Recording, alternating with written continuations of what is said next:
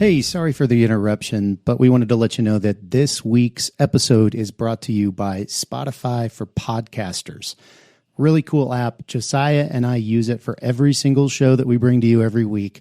You can edit podcasts right from your phone or computer, so you can start creating as soon as you log into the platform. You can easily distribute your podcasts to Spotify and everywhere else the podcasts are heard, just like we do every single week. You can also create video podcasts on Spotify, which is really cool. And of course, you can earn money like I'm doing right now by including ads and even podcast subscriptions. And best of all, it's totally free. There's no catch.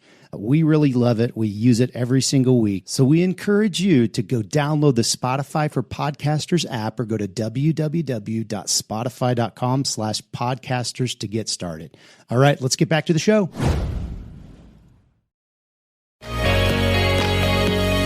Welcome to this week's episode of the Print on Demand Cast. Each week, join Travis and Josiah as they provide insight into the print-on-demand industry and equip you with the tools, advice, and strategy you need to achieve success and hopefully have a few laughs along the way.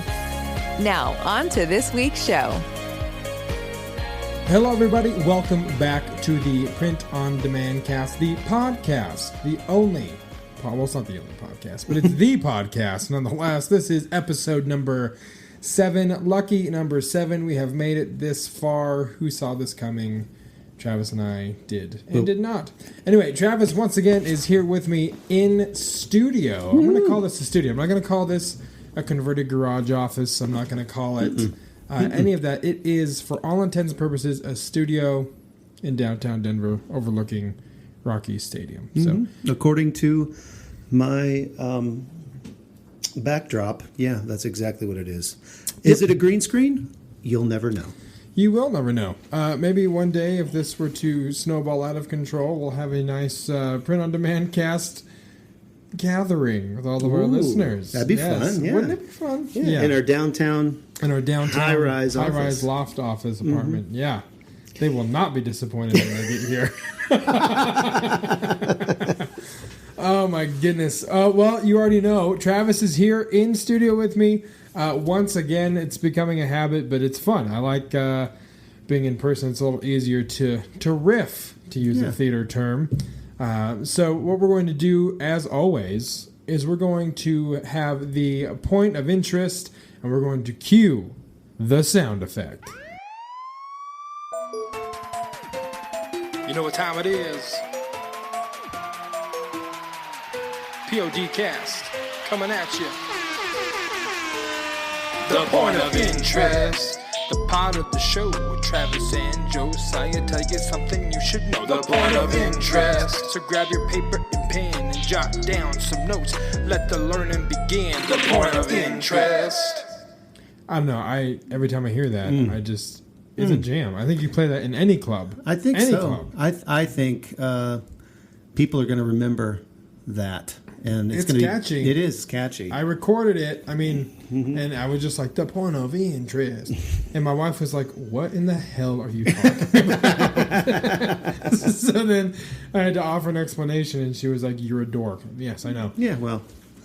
All right, so this week, Travis, the point of interest is SFP being canceled. And boom. To give some clarification, SFP stands for Seller Fulfilled Prime on the Amazon channels. Now, small there's SFP, and then Small and Light was something kind of under the umbrella of SFP. Correct? It's SFP Small and Light. Right. So yeah.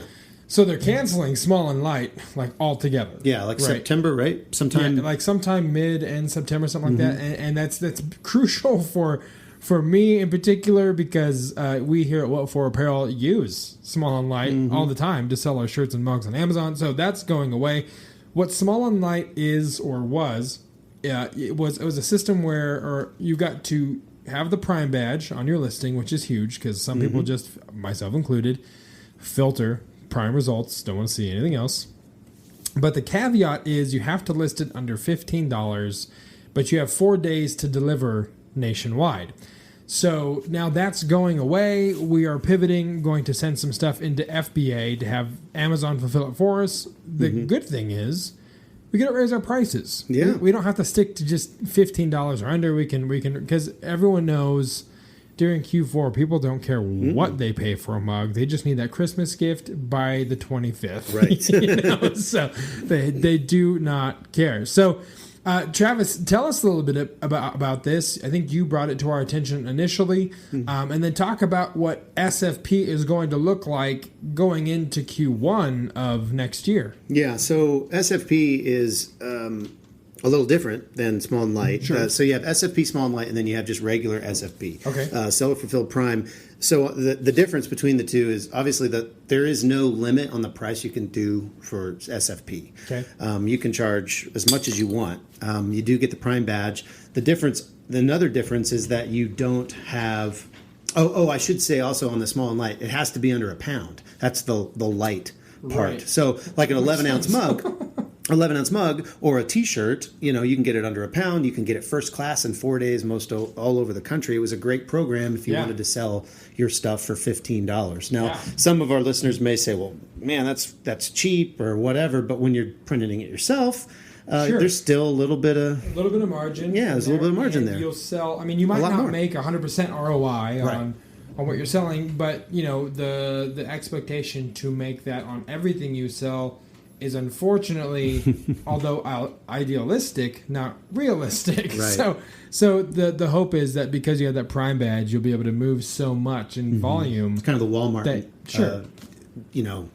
That's the way Walmart does it. Right. They might mark something up, 10 cents, but they're going to sell 1 million of them. Right. Exactly. So there is some give and take. So you were telling me before we pressed record, that SFP is going to have some new guidelines going into next year, which are a little stringent and something that even Amazon themselves can't really abide by in some instances. Yeah, I mean, I don't want to get into the whole bashing Amazon, but I mean, it does. That's for our Patreon show. That's right.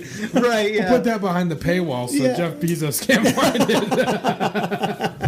But I mean, it's no secret that Amazon can be cryptic in their communications with their sellers. Sure. And so we got this email, and it said, so there are a couple things that we could definitively discern from their communication. One was SFP small and light is going away. Period. They said that.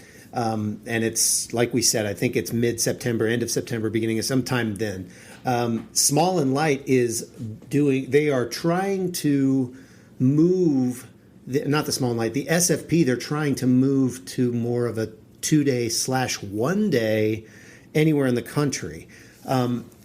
But they never really came out and said, you have to offer 1 day nationwide. They said, the things they did say, they said, you can't do regional seller fulfilled Prime anymore. Right. And I think this takes place first quarter, I think it's February of 2021 is when they're going to make this change, which kudos to Amazon. They gave us a long time to kind of think through that. As opposed to like we were saying last week, talking about the performance index. Yeah, and how they just dropped that. It's a 90-day average. You have 30 days. Right.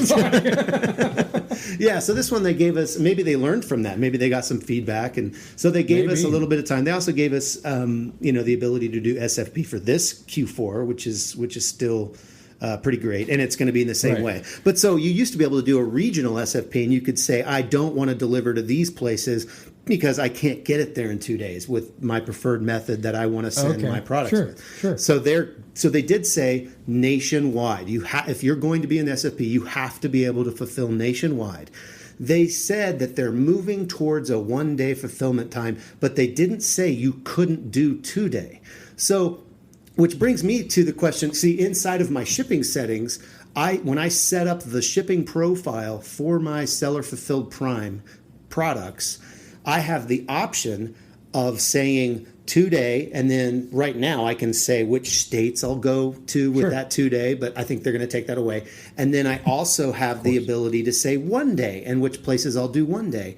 I took 1 day completely off of my seller fulfilled Prime because I didn't want to be bound by that. Sure. And so I could, with FedEx has a program called One Rate, I could ship 3 11 ounce or 15 ounce mugs anywhere in the country, guaranteed 2 days for $9, $8.99. So that's pretty doable, you know. But when you say 1 day, now that's overnight. That's $50, $60, $80. I don't know how much it is, and so. But I don't know. Again, I don't know if that's exactly what they're doing. If they're still going to give us the option of being able to do 2 day, maybe it's not as bad as we thought. The other caveat that they did say is that you must be able to deliver, whatever carrier you use must be able to deliver on Saturdays. So that's another thing that they definitively said. It's just kind of, overall, it's them trying to, better serve the customer again. Sure. Unfortunately, it's at the expense of their sellers. And the other thing that, you kind of alluded to, it's really frustrating when they say, hey, sellers that are doing Prime, we need you to be able to do this in 1 day. And if you don't, we're not going to, or 2 days. And if you don't, we're going to kick you out of the program. Right. When they themselves have a very hard time doing that themselves with their FBA stuff, which is supposed to be 2 day. Right. And in some places 1 day, depending. I think they do use regional, They do. Yeah. I can order some stuff. I think we had a poker night. The poker night last week. I ordered some new chips to come in, and I ordered them on Wednesday, and they were there Thursday. But that's in my mind. It's like, well, did they have those just tucked away at the warehouse down on I-25? Right up the street. Is that where they just pulled it from? And that's why I can have one. Because some things it's like free 1 day delivery. Other things it's 2 days. Other things it's a little bit further than that. And you know what? We'll never know. No, we won't, because Amazon has secrets that only Jeff knows. So. They have their own secret society. They do. Amazon sellers. Well, that is this week's point of interest. Something to keep in mind as you're moving forward. If you're wanting to utilize Amazon to sell your stuff, if you're printing it yourself, those are things that are coming down the pipeline, things that are changing as soon as next year. So you might be listening to this in, January or February of 2021, and you're like, oh, I was going to use SFP, but I didn't know the rules were changing, or what have you. So just be cognizant. That's a $10 word. Cognizant. I'm not paying you $10 for it. That's okay. Our Patreon that doesn't exist is going to pay us. It's a three-syllable $10 word. So that's it for this week's point of interest. So we are going to transition to the main event. Hit the music. Main event. It's the main event. Travis, I think we are creating musical gold. It hurts. It hurts. It's so good. Right? It's like, or maybe it just hurts. Right? I don't know. I don't know. I guess, listen, the listener can decide, but I can just foresee listeners wanting a ringtone of that soundboard. We'll even make a custom ringtone. Got a message, got a message, got a message, got a message. Text message. I think those notifications can and will happen. Yeah. So we're going to get into our main event topic. Before I do that, I'm going to crack open this dry dock apricot blonde. Ooh. Yes. That sounded really nice. Little ASMR for those who are inclined. I hate that, by the way. So if you haven't realized, before we go into the rest of the show, Josiah and I are really good friends. We have a lot of fun, just kind of goofing off, which you can tell by our choice of music. the two bumpers you've heard in this episode could not be more different. Right. Yeah, we just try to we don't take ourselves seriously. We have a lot of opinions, but we also realize that you have a lot of opinions. So if you absolutely hate it, well, too bad. Yeah. We're just having a good time. If you don't like it, then you can subscribe to our Patreon, where we talk about the kinds of beer we drink while we record. And Bezos can't. I don't know. We had the idea of a podcast called Great Ideas While Drinking Beer because we had a great idea. I wouldn't be entirely, unsure that this podcast wasn't one of those great ideas while we were drinking beer. It probably is. So it's probably. Probably some ideas are good. Probably some ideas are not as good. So we're going to move into the main event topic, which is Etsy. Etsy. Last week we talked about Amazon. We're going to talk about Etsy this week. And the first question that I have that I feel like we need to know. We need to nail this down right now. What does Etsy even mean? Is it an acronym for something? Dun dun dun. Is it someone's name?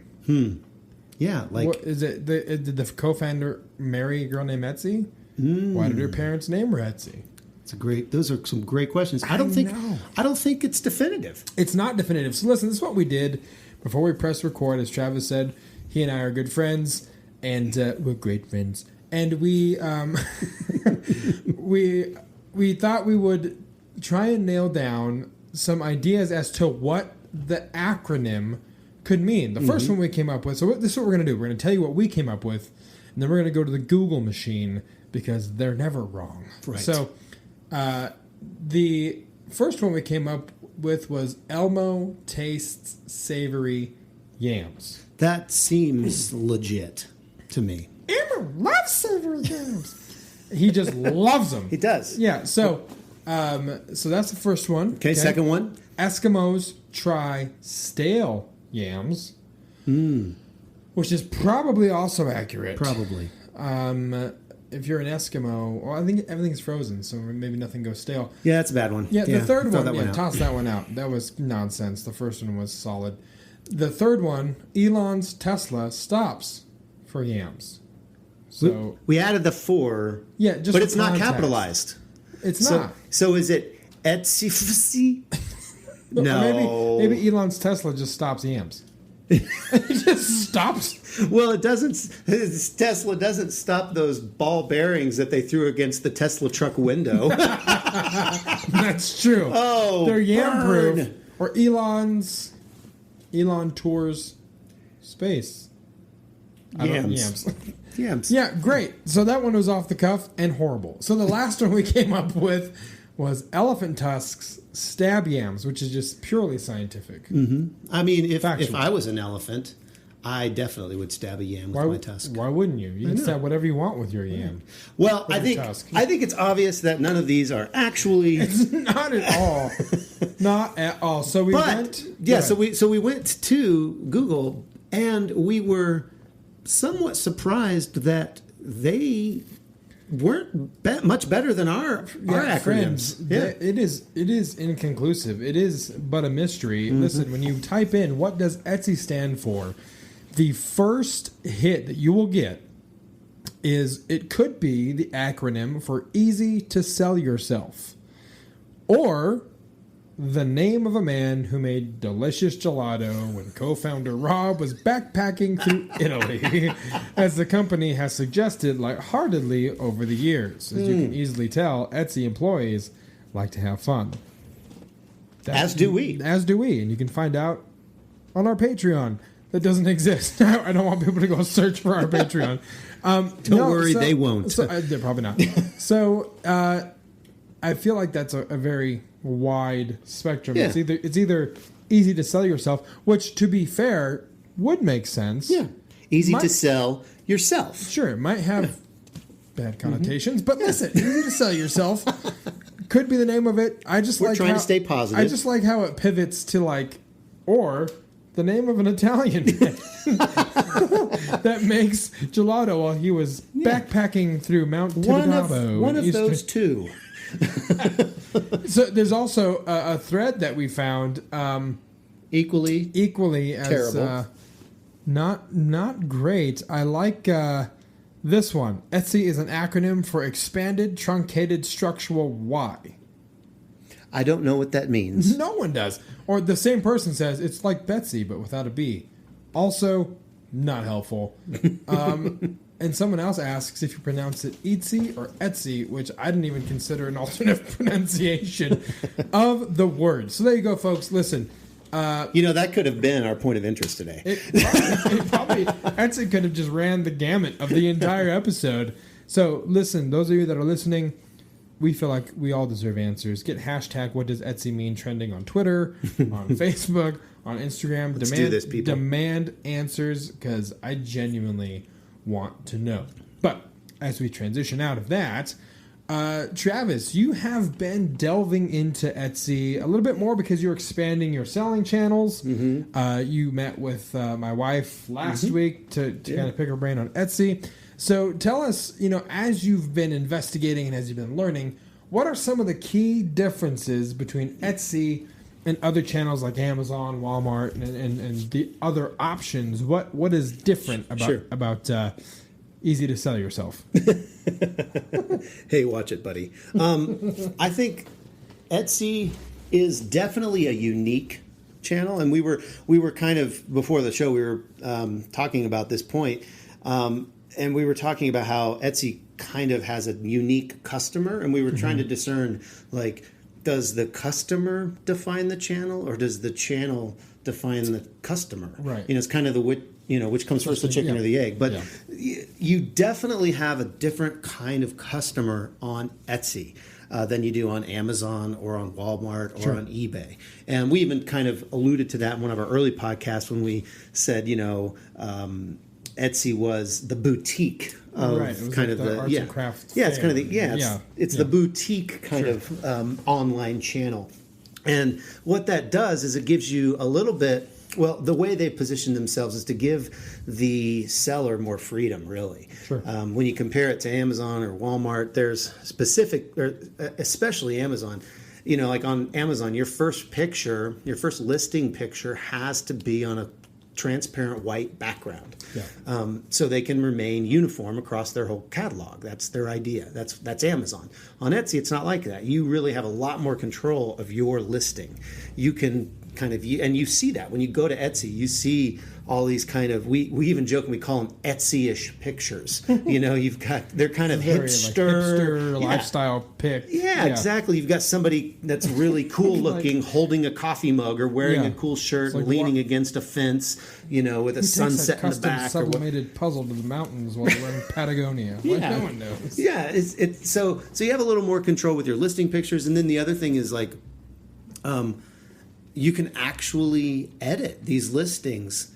And what I mean by that is on Amazon, you can submit an edit, or you can go into your Seller Central account and dig in, and you can try to change, you can type in a new name for your listing and new description and all that. And you don't know if it's going to actually update. If you have brand registry, you have a trademark, and we talked about this last week, you have a little more control over that. But otherwise, you're kind of at their mercy. And if they think it's a good edit, they'll change it. I know people that they sell apparel, and they sell, they've been selling the same apparel for however long, and they sell, like, let's just say like a blue shirt. And the actual listing title says pink shirt.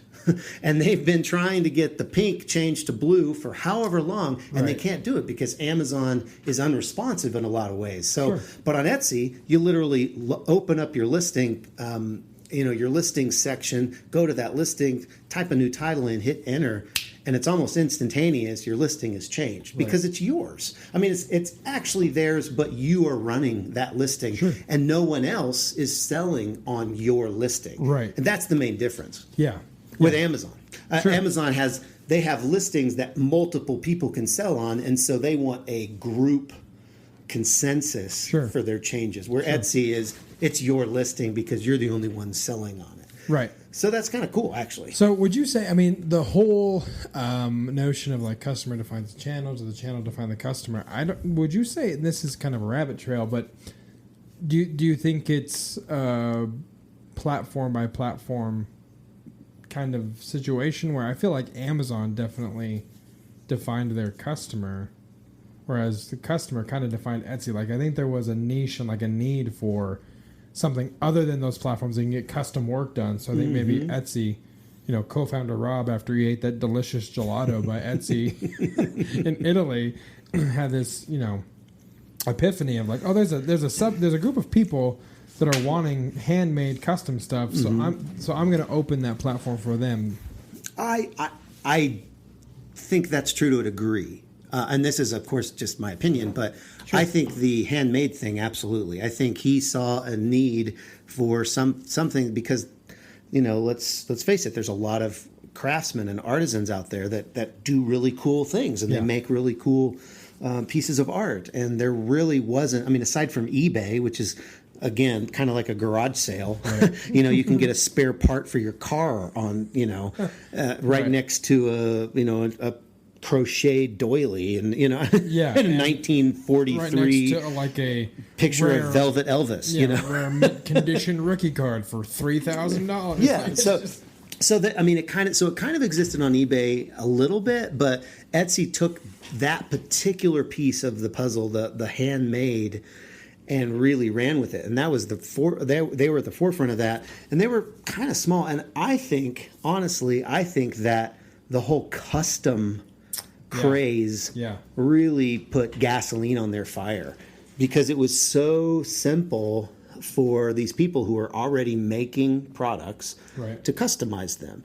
And when people started, it would be a very interesting piece of data to see how many personalized products were sold 20 years ago to 10 years ago to 5 years ago to last year. Yeah. And I guarantee that's almost going on. That's like a hockey stick. I really think so. We are, as a nation, we want what we want. One of a kind, unique. Yeah, we want our own thing. Yeah. And we're able to now get it online. It's a lot easier. I remember when I was a kid, I'd have to go, they had the Things Remembered store in the mall. I don't know if you remember that, but you could get like engraved stuff, so, and that's kind of the only thing that you could do that was custom, and it was expensive because they were the only were the only guy in town. Yeah, exactly. They can mark it up whatever they want, because you're not going to get this at Walmart. And so now we've got the ability, particularly with print on demand, to do custom really, really easy. Yeah. And I think that's where Etsy really, really took off. They still have incredible handmade things and custom thing or crafty things, but they also have custom. I would say probably, I don't know if they have more custom, but I would think they have more custom sales.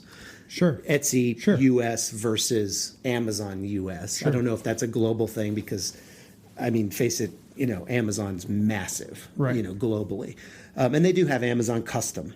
So they have the ability to do some of this stuff. But what Etsy has done, I think, really well, is they've made it so the customer understands that when they go to Etsy and they see something that's custom, they understand what they need to do, and they understand that they need to read all the instructions and if they need to upload a picture, or if they need to choose a number to define their font or whatever, because Etsy's made it really, really easy for the seller to give the customer clear instructions to get, and they can talk back and forth, and it's more of a personal touch than I would say an Amazon or a Walmart or an eBay is. Because you're going back and forth with some of that data. But because of that, it's also, it can be challenging to scale. Yeah.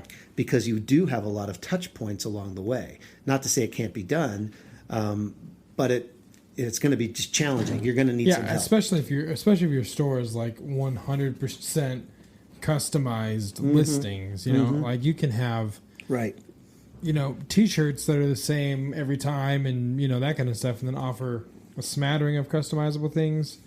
Might be easier to scale a little bit, but if it's 100% custom, you have a lot of it takes a while to get all the details ironed out. You're going to have to hire some VAs down the line to help kind of process that information for you. And I think Etsy is great. I have a lot of I don't shop at Etsy often, but I have a ton of stuff bookmarked for when I have my own office space. Like they've got awesome custom poster art that I love, Quentin Tarantino movie collection poster art that you can't find anywhere else. Right. It's this person that's hand painted them, and it's affordable. And I referenced the poker night I've been looking at.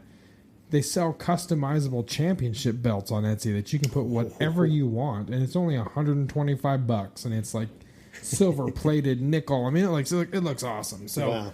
So it's definitely the place to go if you want something custom made. Would you say, Travis, if someone listening is new to print on demand, would you say Etsy is the easiest channel to kind of as far as barrier of entry. Yeah, it really is. I mean, you just need to be 18 or older and have a bank account pretty much, and you can sign up for a seller account. And then they cost 20 cents, the listings, and then when you sell, Etsy takes 5%. Which is wildly, that's a lot less than Amazon's 15. Right, and then they do charge you another 20 cents to quote relist it. So how often is that? Is that a monthly thing? The initial thing is 4 months, I believe. Sure. For 20 cents, you can get something listed, but every time it sells, you repay that, and it re-ups your 4 months. Does that make sense? Yeah. So you're paying basically 5% plus 20 cents for every sale. Okay. So, but to answer your question, yes, it's very, very simple. It's really easy. I mean, you just need a good, a basic understanding of kind of what you're trying to communicate. I would encourage you to fill out as much detail about your items as possible. Really good descriptions. Say something about your store. Say something personal. Right. Etsy is a personal channel, like we were talking about. Mm-hmm. People want to know who you are. They want to know the art, the craftsman behind the product. Even if you have somebody else making it, they want to know who you are. And then speaking of that, you do have to kind of disclose who your print partners are if you're not going to be doing it yourself. Okay. But that's something you can do very easily in the listing. And then once you establish who your print partners are, you can select that same print partner every time you list a new item. Okay. Make sure you use your tags, which are basically like keywords, and don't just put, mug, coffee. Right. You want to do. You want to stuff those keywords. Yeah, well, you want to use phrases, really. That's one of the differences between Amazon and Etsy. They're more phrase driven. So give us an example. So for instance, on Amazon, once you use a keyword, it's good, and they'll put all of those keywords in different phrases, and you get basically they do what's called broad matching. Okay. And anywhere in that keyword set, if there's that keyword and maybe another keyword, you are more relevant now, even if they weren't next to each other in your title or in the strand of keywords in your back end. On Etsy, it's more of a phrase-based search, or so you might say coffee mug for nurse or nurses. You might even say, fun gift for nurses, even though you said nurses already, and you might have even said nurses in your title. Your keywords can still say nurses, and it makes sense. Okay. So you're using phrases, and I think you have 13 keyword phrases that you can use. And I think there is a limit on the characters in that phrase that you can use. But you're trying to basically put yourself in the mind of your customer. What would they search to find this product? Right. If I go into Etsy and I have a friend that's a nurse and I need a gift for them, I'm going to type gift for nurses. Right. So that's a keyword I'm going to use. Right. If I have a mug or a shirt or a travel mug or whatever, a print-on-demand product that's for a gift for a nurse, If I know I want to give them a mug, I'm going to type mug for nurses, right. Mug for pediatric nurse, right. Mug, and use pediatric nurse in there. So, right. So that's kind of the keywords. And then you do want to think of your shipping, because you either are going to charge shipping or you're going to do free shipping. So you have to kind of establish your shipping profiles. That's similar to every channel out there. Sure. But I mean, it really is an easy. You can have a listing up in no time at all. I mean, really. My daughter, she just turned 18. We took her to college this last week. I'm still a little sad, but I was, basically hounding her to make an Etsy store all summer long, and she couldn't do it till she was 18, and she didn't turn 18 till a few weeks before she left. And so, but she actually, without any help from me, got her Etsy store up, got a product up. Wow. And she hasn't sold anything, but sure. Now she's at college, and she'll probably never think of it again. But the point is, right. It was easy. She has no experience in business or right. in anything. She's an 18-year-old girl who's going to college and has a boyfriend, and she started an Etsy store and listed a product. Yeah. So if she can do it, you can do it. Yeah, absolutely. And the thing is about that stuff too, and I've had this conversation with my wife's sister. And stuff like this, because Etsy's so easy to list stuff for sale. You could be eventually, it takes a while to build, just like everything else, but you could be making money residually off of stuff you listed one time, and that can go towards college, or that can be your food budget for that month. Totally. And all you're doing, in some instances, even upload art files sell. My wife has bought PNG files for like $6 or $7 to reprint, and I'm like, all right, sweet. So you can even upload art files and sell those on the platform. And that's all digital. When that person buys it, they download it. Yeah, they download it. You don't have to fulfill anything. It's super simple. Yeah, so if you're listening and you're like, oh, I'm a great artist, but I can't laser engrave this piece of wood or this, you don't have to. Yeah. You can just make the art available. People can buy it and have whatever format you want to offer, 8 by 8.5 by 11 or large format, whatever they want to buy it in. You could literally be selling art that you make as a hobby on Etsy, and I can probably guarantee that there's someone that would look for it, that would buy it, and you'd be able to make some money off of something that you love to do as it is. So that's, eventually, I know this Amazon seller who's really just smoking hot, and I'm sure she'd love to be on the show. She's my wife, by the way, so no one freak out that I'm... Oh, I thought you were talking about me. I did say she. Oh, oops. So, yeah. Did you hear that? Did you hear that? That's another Dry Dock Apricot Blonde. They're not sponsoring the show yet, but that's all we have for right now. Like I said, hopefully my wife will agree to come on. Yeah, and talk about Etsy. She's been building an Etsy shop for the last 2 years or so, and she's doing really good. She's doing well. She's honestly, what for apparel fulfills all of her stuff as a print partner. How convenient, right? And she is outselling the woman who used to be our top seller. So wow. It's a process, but she's built it up and she's doing really, really well. So hopefully we're going to come back and touch on Etsy some more with her as our guest. But for now, Travis, do you have anything else about Etsy, about the main event? I don't think so. I just think don't wait. Just get started. That it really is the one you want to start with. If you're not doing anything, it's a good channel. And if you are doing something and you're already selling on Amazon, you're selling on these other channels or whatever locally, and you're forgetting about Etsy, I don't think it's a good idea. I don't think you should sleep on Etsy. It's probably growing the most out of any of the channels. Yeah, and I think it's kind of easy to dismiss Etsy and kind of sleep on it simply because a lot of people assume it's that handmade, handcrafted, But no, I can tell you from experience, we sell shirts and pillows and tea towels and whatever else on Etsy all the time. So yeah, for sure.